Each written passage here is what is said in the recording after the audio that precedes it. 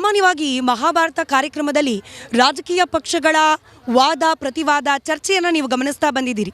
ಆದರೆ ಇವತ್ತಿನ ಮಹಾಭಾರತ ಕಾರ್ಯಕ್ರಮವನ್ನು ತಾಯಂದಿರು, ಅದರಲ್ಲೂ ಊರನ್ನು ಕಾಯುವ ದೇವತೆಯರು, ಊರಿನ ಜನರ ಆರೋಗ್ಯವನ್ನು ಕಾಪಾಡುವ ಅಮ್ಮಂದಿರು ಅಂದರೆ ಆಶಾ ಕಾರ್ಯಕರ್ತೆಯರಿಗೋಸ್ಕರ ನಾವು ಮುಡಿಪಾಗಿಡ್ತಾ ಇದ್ದೀವಿ. ನಿಮಗೆ ಗೊತ್ತಿದೆ, ಬೆಂಗಳೂರಿನಲ್ಲಿ ಕೊರಿಯೋ ಚಳಿ. ಸಂಜೆ 8 ಆಯಿತು ಅಂದರೆ ಸಾಕು, ದಪ್ಪ ದಪ್ಪ ಜಾಕೆಟ್ ಹಾಕ್ಕೊಂಡು ರಸ್ತೆಗೆಳೆದರೂ ಕೂಡ ತಡೆಯೋಕ್ಕಾಗದೇ ಇರೋ ರೀತಿಯಲ್ಲಿ ಮೈ ಕೊರಿಯೋ ಚಳಿ. ಅಂಥ ಚಳಿಯಲ್ಲಿ ಕಳೆದ 4 ದಿನದಿಂದ ಪುಟ್ಟ ಪುಟ್ಟ ಮಕ್ಕಳ ಸಮೇತರಾಗಿ ರಾಜ್ಯದ ಮೂಲೆ ಮೂಲೆಯಿಂದ ಬಂದಿದ್ದಾರೆ ಆಶಾ ಕಾರ್ಯಕರ್ತೆಯರು. ರಸ್ತೆಯಲ್ಲಿ ಮಲಗಿ ಸರ್ಕಾರ ಈಗಲಾದರೂ ನಮ್ಮ ಕಡೆ ತಿರುಗಿ ನೋಡಲಿ ಅಂತ ಹೇಳಿ ಬೇಡ್ಕೊಳ್ತಾ ಇದ್ದಾರೆ. ಕೇವಲ 5 ಸಾವಿರ ವೇತನ ನಾವು ಕಷ್ಟಪಟ್ಟು ದುಡಿತೀವಿ, ಅದನ್ನಾದರೂ ನಿಯತ್ತಾಗಿ ನಮ್ಮ ಅಕೌಂಟ್ಗೆ ಹಾಕಿ ಅಂತ ಹೇಳಿ ಪರಿಪರಿಯಾಗಿ ಬೇಡ್ಕೊಳ್ತಿದ್ದಾರೆ. 8 ವರ್ಷ, ಬರೋಬ್ಬರಿ 8 ವರ್ಷದಿಂದ ಸತತವಾಗಿ ಪ್ರತಿಭಟನೆ ಮಾಡ್ತಿದ್ದಾರೆ. 8 ವರ್ಷದಲ್ಲಿ ಅನೇಕ ಸರ್ಕಾರಗಳು ಬಂದು ಹೋಯಿತು, ಆದರೆ ಯಾರೂ ಕೂಡ ನಮಗೆ ಧ್ವನಿಯಾಗಿಲ್ಲ ಅನ್ನೋ ಅಳಲನ್ನು ತೋಡ್ಕೊಳ್ತಿದ್ದಾರೆ. ಮಹಿಳೆಯರ ಸಬಲೀಕರಣ, ನಮ್ಮ ಸರ್ಕಾರ ಬಂದ ಮೇಲೆ ಮಹಿಳೆಯರು ಅಷ್ಟು ಗಟ್ಟಿಯಾದರು, ಇಷ್ಟು ಗಟ್ಟಿಯಾದರು, ಸಬಲರಾದರು ಅಂತೆಲ್ಲ ಉದ್ದ ಭಾಷಣ ಮಾಡೋ ರಾಜಕಾರಣಿಗಳಿಗೆ ನಿಮ್ಮ ಯೋಗ್ಯತೆ ಇಷ್ಟೇ ಅಂತ ಹೇಳಿ ಹೇಳೋ ಪ್ರಯತ್ನ ಮಾಡ್ತಿದ್ದಾರೆ ಈ ಮಹಿಳೆಯರು. ಆಶಾ ಕಾರ್ಯಕರ್ತೆಯರ ಸಮಸ್ಯೆ ಏನು, ಅವ್ರು ಯಾಕಾಗಿ ಹೋರಾಟ ಮಾಡ್ತಿದ್ದಾರೆ, ಇದನ್ನೆಲ್ಲ ಅವರಿಂದನೇ ತಿಳ್ಕೊಳ್ಳೋ ಪ್ರಯತ್ನ ಮಾಡ್ತೀನಿ. ವಿಶೇಷವಾಗಿ ಸರ್ಕಾರದ ಗಮನಕ್ಕೆ ಈ ಮಹಿಳೆಯರು ಅನುಭವಿಸ್ತಾ ಇರುವ ನರಕ ಯಾತನೆ, ಬಹಳ ಯೋಚನೆ ಮಾಡಿ ಪದಪ್ರಯೋಗ ಮಾಡ್ತಿದ್ದೀನಿ, ಆಶಾ ಕಾರ್ಯಕರ್ತೆಯರು ಅನುಭವಿಸ್ತಾ ಇರುವ ನರಕ ಯಾತನೆಯನ್ನು ಸರ್ಕಾರದ ಗಮನಕ್ಕೆ ತರೋ ಪ್ರಯತ್ನವನ್ನು ಇವತ್ತಿನ ಮಹಾಭಾರತ ಕಾರ್ಯಕ್ರಮದಲ್ಲಿ ಮಾಡ್ತಾ ಹೋಗ್ತೀನಿ. ಸಾವಿರಾರು ಮಂದಿ ಆಶಾ ಕಾರ್ಯಕರ್ತೆಯರಿದ್ದಾರೆ, ಒಬ್ಬೊಬ್ಬರನ್ನೇ ಮಾತನಾಡಿಸೋ ಪ್ರಯತ್ನ ಕೂಡ ಮಾಡ್ತಾ ಹೋಗ್ತೀನಿ. ಯಾವ್ರಿ ಅವ? ನಮ್ಮದು ಬೆಳಗಾವಿ ಡಿಸ್ಟಿಕ್ ಕಬ್ಬೂರಿಂದ ಚಿಕ್ಕೋಡಿ ತಾಲೂಕು. ಆಮೇಲೆ ನಾವು ಮುಂಜಾನೆ 8 ಗಂಟೆಯಿಂದ ಸಾಯಂಕಾಲ 6 ಗಂಟೆವರೆಗೆ ಕೆಲಸ ಮಾಡ್ತೀವಿ. ಪ್ರತಿಯೊಂದು ಕೆಲಸ ನೀಟಾಗೆ ಮಾಡ್ತೀವಿ. ಮತ್ತು ನೈಟು ಡಿಲೆವರಿ ಬಂದರೆ ಡಿಲೆವರಿಗೂ ನಾವು ಹೋಗ್ತೀವಿ. 24 ತಾಸು ಡ್ಯೂಟಿ ನಮ್ದು ಇದೆ. ಆದರೆ ಸರ್ಕಾರ ನಮ್ದು ಪಗಾರ ಹೆಚ್ಚು ಮಾಡ್ತಾ ಇಲ್ಲ.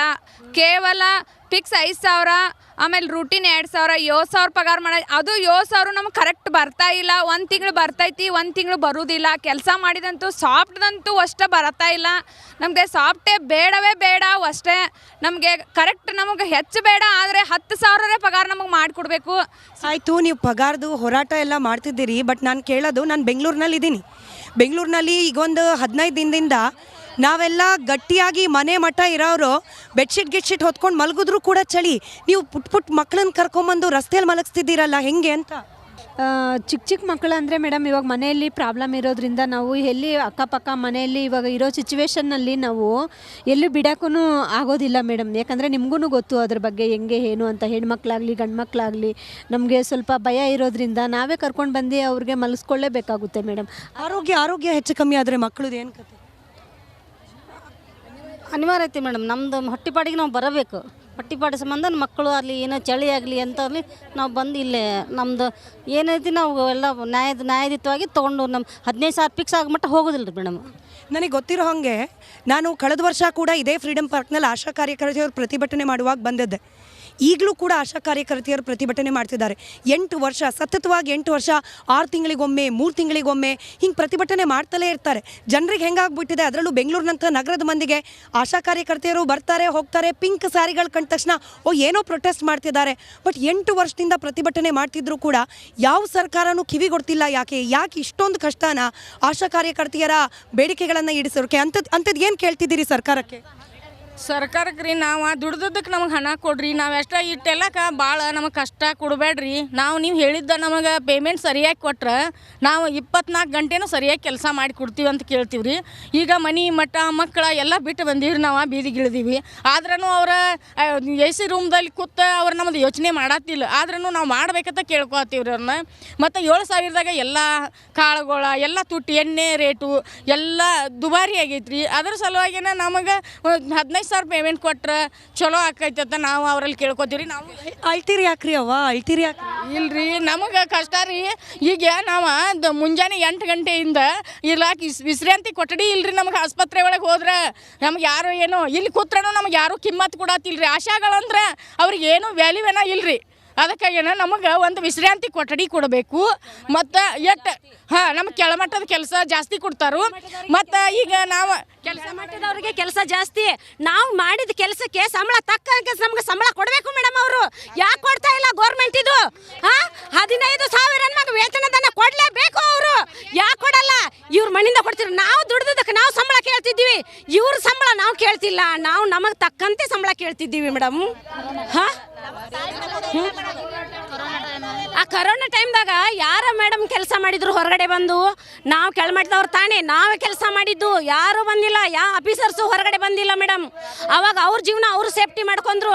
ನಮಗೂ ನಮ್ಮ ಜೀವನ ಸೇಫ್ಟಿ ಬೇಕೋ ಬೇಡ ಮೇಡಮ್? ನಮಗೂ ಮಕ್ಕಳಿದ್ದಾರೆ, ಗಂಡ ಇದ್ದಾರೆ, ಎಲ್ಲ ಇದೆ ನಮಗೂ. ಆದರೆ ನಾವು ಕರೋನಾ ಟೈಮ್ದಾಗ ಅವಾಗೆಲ್ಲ ಬಿಟ್ಟು ಕೆಲಸ ಮಾಡ್ತಾ ಇದ್ದೀವಿ ಇಲ್ಲೇ ಮೇಡಮ್. ಸತತವಾಗಿ 3 ದಿನದಿಂದ ಫ್ರೀಡಂ ಪಾರ್ಕ್ನಲ್ಲಿ ಪ್ರತಿಭಟನೆ ಮಾಡ್ತಿದ್ದಾರೆ. ಕೂತಲ್ಲೇ ನಿದ್ದೆ, ಕೂತಲ್ಲೇ ಎಷ್ಟೋ ಮಂದಿಗೆ ಅನಾರೋಗ್ಯದ ಸಮಸ್ಯೆ ಕಾಡ್ತಾ ಇದೆ. ಇಲ್ಲೇ ಊಟ ಎಲ್ಲ ಇಲ್ಲೇ. ಎಲ್ಲಿ ತನಕ ಸರ್ಕಾರ ಸ್ಪಂದಿಸಲು ಅಲ್ಲಿ ತನಕ ಇಲ್ಲಿಂದ ಆಚೆ ಹೋಗಲ್ಲ ಅಂತಿದ್ದಾರೆ. ದೃಶ್ಯದಲ್ಲಿ ಕೂಡ ಗಮನಿಸ್ತಿದ್ದೀರಿ, ಅನೇಕ ಮಹಿಳೆಯರು ಬೇರೆ ಬೇರೆ ಜಿಲ್ಲೆಯಿಂದ ಬಂದವರಿದ್ದಾರೆ. ನಾನು ಮಾತನಾಡಿಸ್ತಾ ಹೋಗೋ ಪ್ರಯತ್ನ ಮಾಡ್ತೀನಿ. ಎಲ್ಲಿಂದ ಬಂದಿದ್ದೀರಿ ಅಮ್ಮ? ನಾವು ಪಿರಿಯಾಪಟ್ಟಣದಿಂದ ಬಂದಿದ್ದೀವಿ ಮೇಡಮ್. ಎಷ್ಟು ದಿನ ಪ್ರತಿಭಟನೆ?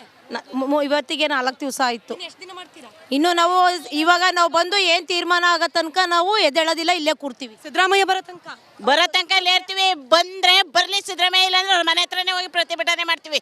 ಸಿದ್ದರಾಮಯ್ಯ ಮನೆ ಹತ್ರ ಹೋಯ್ತೀವಿ. ಇಷ್ಟು ದಿನ 3 ದಿನ ಆಗದೆ, ಇವತ್ತಿಗೆ 4 ದಿನ ಹೋಯ್ತೀವಿ ಅವ್ರ ಮನೆ ಹತ್ರ. ಬೇರೆ ಬೇರೆ ಊರಿಂದ ಬಂದವರಿದ್ದಾರೆ. ಅನೇಕರ ಅನಾರೋಗ್ಯ ಸಮಸ್ಯೆಯಿಂದ ಕೂಡ ಬಳಲ್ತಾ ಇರೋರಿದ್ದಾರೆ. ಯಾವ ಊರು? ಕಲಬುರಗಿ ರೀ. ಏನು ಮಲಗ್ಬಿಟ್ಟಿದ್ರಲ್ಲ ಇಲ್ಲೇ? ನಮಗೆ ಆರಾಮಿಲ್ಲ ರೀ ಮೇಡಮ್. ಅವ್ರಿಗೆ ಎದೆ ಬೇನೆ ಆಗೈತೆ ರೀ. ಮೊನ್ನೆ ಹಾಸ್ಪಿಟ್ಲಿಗೆ ಹೋಗಿ ಜಯದೇವ್ ಹಾಸ್ಪಿಟ್ಲಿಗೆ ಹೋಗಿ ತೋರಿಸ್ಕೊಂಡು ಬಂದಿದ್ದಾರೆ ಮೇಡಮ್. ಇಲ್ಲಿಗೆ ಬಂದ ಮೇಲೆ ಎದೆ ಬೇನೆ ಆಗಿದೆ? ಹಾಂ ರೀ ಮೇಡಮ್. ಇಲ್ಲಿ ಬಂದ್ಮ್ಯಾಕ ನೈಟ್ ರಾತ್ರಿ ಚಳಿದಾಗ ಮಕ್ಕೊಂದು ಸಲಿಂದು ಏನೋ ಬ್ಲಡ್ ಸರ್ಕ್ಯುಲೇಷನ್ ಕರೆಕ್ಟ್ ಆಗಿಲ್ಲ ಅಂತೇಳಿ ಕೇಸಿ ಹಾಸ್ಪಿಟಲ್ ಹೋಗಿ ಬಂದೀವಿ ರೀ ಮೇಡಮ್ ನಾವು.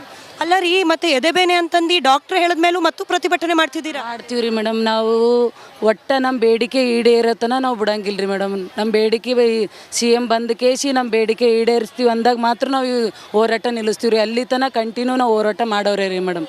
ದಿನೇಶ್ ಗುಂಡೂರಾವ್ ಅವ್ರು ಬಂದರು, ಒಂದಷ್ಟು ಸಮಸ್ಯೆ ಬಗೆಹರಿಸ್ತೀವಿ ಅಂತ ಹೇಳಿ ಭರವಸೆ ಕೊಟ್ಟರು. ಆದರೂ ಕೂಡ ಈ ಪೊಳ್ಳು ಭರವಸೆ ಈಡೇರಿಸೋ ಮಾತುಗಳೆಲ್ಲ ನಾವು ಬಗ್ಗೋದಿಲ್ಲ. ಎಲ್ಲಿವರೆಗೂ ನಮಗೆ ಮಿನಿಮಮ್ ಒಂದು ಕನಿಷ್ಠ ವೇತನ ಅನ್ನೋದು ಗ್ಯಾರಂಟಿ ಆಗೋದಿಲ್ವೋ ಅಲ್ಲಿವರೆಗೂ ಪ್ರತಿಭಟನೆ ನಿಲ್ಲೋದಿಲ್ಲ ಅಂತ ಹೇಳ್ತಿದ್ದಾರೆ. ಮತ್ತೊಂದಷ್ಟು ಮಹಿಳೆಯರಿದ್ದಾರೆ, ಮಾತನಾಡಿಸೋ ಪ್ರಯತ್ನ ಮಾಡ್ತಾ ಹೋಗ್ತೀನಿ. ನಾನು ಆಗಲೇ ಹೇಳಿದಾಗೆ ಬೇರೆ ಬೇರೆ ಊರಿಂದ ಬಂದಿರೋರು ಇದ್ದಾರೆ. ಸುಸ್ತಾಯ್ತೇನ್ರಿ? ಸುಸ್ತಾಗಿದೆಯಾ? ಸುಸ್ತಾಗಿದೆ ನಮ್ದು ಗುಂಡ್ಲಪೇಟೆ ಅಣ್ಣೂರು. ಏನು ಹೆಸರು ನಿಮ್ಮದು? ರಾಜಮ್ಮ ಅಂತ. ಎಷ್ಟು ದಿನ ಆಯ್ತು ಇಲ್ಲಿ ಬಂದು? ನಾನು 4 ದಿನ ಆಯ್ತು. ನಿದ್ದೆ ಇಲ್ಲ? ನಿದ್ರೆಲ್ಲ ಹುಷಾರಿಲ್ಲ. ನೆನ್ನೆಯಿಂದ ಜ್ವರ, ಮೈಕನು, ರಾತ್ರಿ ಎಲ್ಲ ಮಾತ್ರ ತಗೊಂಡಿದ್ವಿ. ಪುನಃ ಬೆಳಿಗ್ಗೆ ಕೂಡ ತಗೊಂಡಿದ್ವಿ. ಜ್ವರ ಈಗಲೂ ಇದೆ ನಿಮಗೆ? ಜ್ವರ ಇವಾಗಲೂ ಇದೆ ಮೇಡಮ್. ತುಂಬ ಮೈಕನು, ಜ್ವರ, ತಣ್ಣು, ನಗಡಿ ತಲ ಥರ ಆಗ್ಬಿಡ್ತದೆ ತುಂಬ. ಮತ್ತೆ ರಾತ್ರಿ ಇನ್ನೂ ಚಳಿ ಇರುತ್ತಲ್ಲ, ಈ ಜ್ವರ ಇಟ್ಕೊಂಡು ಈ ಥಂಡಿಲಿ? ಇಲ್ಲ ಮೇಡಮ್, ಇರ್ತೀವಿ. ಇನ್ನು 4 ದಿನ ಆದರೂ ಇರ್ತೀವಿ. ನಮ್ಮ ಹೋರಾಟ ಮುಗಿಯೋವರೆಗೂ ಇರ್ತೀವಿ ನಾವು. ಆರೋಗ್ಯ ಏನಾರು ಹೆಚ್ಚು ಕಮ್ಮಿ ಆದರೆ ಏನು? ಆದ್ರೆ ನಮ್ಮೊಬ್ರಿಗೋಸ್ಕರ ಇನ್ನೂ 42,000 ಜನ ಅವ್ರದ್ದು ಒಳ್ಳೇದಾಯ್ತಂದ್ರೆ ನಾವು ಇನ್ನೂ 4 ದಿನ ಟೈಮ್ ಕೊಡ್ತೀವಿ. ಇದು ಏನಾದರೂ ಮಾತ್ರೆ ಗುಳಿಗೆ ತಗೊಳ್ತಿದ್ದಾರಾ ಇಲ್ವಾ? ತಗೊಂಡಿದ್ದೀವಿ ಮೇಡಮ್ ಇವಾಗ. ನಮ್ಮ ಹೋರಾಟ ಮುಗಿಯೋವರೆಗೂ ನಾವು ಇರ್ತೀವಿ ಇಲ್ಲೇ. ರಾಜಮ್ಮ ಅಂತ. ರಾಜಮ್ಮ ಅವರು ನೋಡಿ 4 ದಿನ ಆಯಿತು ಬಂದು. ಈ ಬೆಂಗಳೂರಿನ ಚಳಿಗೆ ಜ್ವರ ಬಂದಿದೆ. ನಾನು ಕೂಡ ಮುಟ್ಟು ನೋಡಿದೆ, ಈಗಲೂ ಜ್ವರ ಇದೆ. ಆದರೂ ತಮ್ಮ ಪ್ರತಿಭಟನೆ ನಿಲ್ಲಿಸೋದಿಲ್ಲ ಅಂತ ಹೇಳ್ತಿದ್ದಾರೆ. ತಮ್ಮೊಬ್ಬರ ಆರೋಗ್ಯ ದೃಷ್ಟಿನ ನೆನ್ಪಿಟ್ಕೊಂಡು ಕೂತ್ಕೊಂಡ್ರೆ 45,000 ಜನ, ಇಲ್ಲೆಲ್ಲ ದೃಶ್ಯದಲ್ಲಿ ಗಮನಿಸ್ತಾ ಇದ್ದೀರಿ, 45,000 ಜನ ಆಶಾ ಕಾರ್ಯಕರ್ತರು